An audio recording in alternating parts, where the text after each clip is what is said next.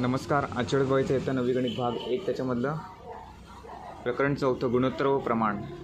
त्याच्यामधलं सराव संच 4.1 मधला प्रश्न क्रमांक 4. काय दिलं आहे? शाब्दिक उदाहरण दिलं आहे. एक लहान घर 3 माणसे 8 दिवसात बांधू शकतात, तर तेच घर 6 दिवसात बांधण्यास किती माणसं लागतील? जेव्हा अशी गणितं दिलेली असतात तेव्हा प्रश्न नीट वाचायचा असतो.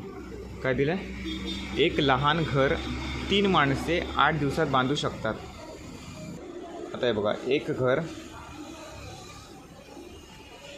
3 माणसे किती दिवसामध्ये? 8 दिवसात बांधू शकतात. ओके. त्याच्यानंतर पुढचा प्रश्न काय? पुढचं वाक्य काय? तर तेच घर 6 दिवसात बांधण्यास किती माणसे लागतील? तर हेच घर, मी एक घर लिहितो आहे, तर तेच घर आहे. 6 दिवसात किती माणसे लागतील? आता याला आपण x मानूया. ते 6 दिवसात किती माणसे लागतील?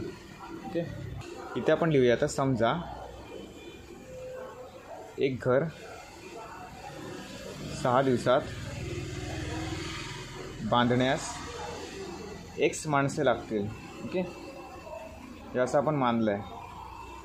एकच घर आहे ना, म्हणजे 3 माणसे गुणिले 8 दिवस बरोबर x गुणिले 6 दिवस असं असणार आहे. कारण एकच घर बांधायचं ना आपल्याला, म्हणजे 3 गुणिले 8 बरोबर 6 गुणिले x, हे असं समीकरण असणार आहे. आता 8 गुणिले 3 किती करायचं? 24 बरोबर 6 गुणिले 8 6x. आता आपल्याला xला इथंच ठेवायचं आहे आणि 6ला बरोबर चिन्ह त्या साईडला न्यायचं, म्हणजे इथे गुणिले तिकडे नंतर होणार भागिले. 24 भागिले 6, 6 चौक 24. ओके. म्हणजे x बरोबर 4. आता हे 4 काय आहे? माणसे आहे. ओके. म्हणजे उत्तर काय आलं? उत्तर काय?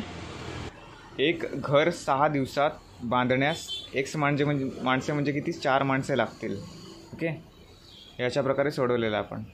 आता पुढचा प्रश्न नेक्स्ट व्हिडिओमध्ये बघूया. धन्यवाद.